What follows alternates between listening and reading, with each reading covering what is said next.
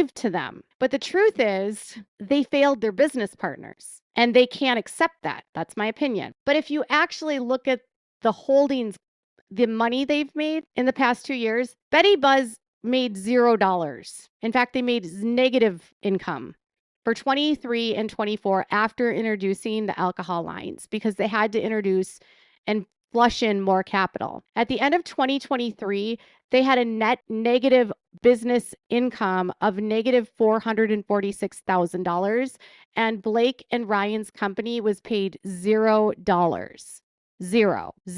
And then for 2024, they had to infuse more money into it because of alcohol, and they posted a negative $3.4 million sales loss.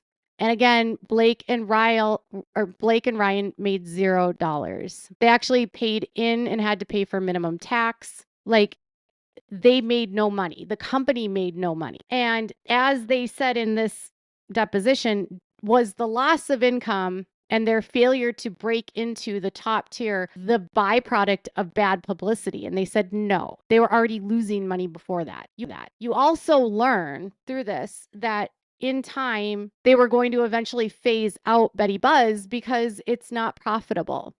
After 3+ years, they aren't making any money. What they were hoping would happen is that they could elevate the brand like they bet on Blake to be able to sell the number of cases necessary to find a larger investor, like a large beverage company, okay, which then would buy it from them and then enter into an agreement where they buy from, so Aviation Gin, for example, he finds a small company, he brings it into notoriety, and then a large beverage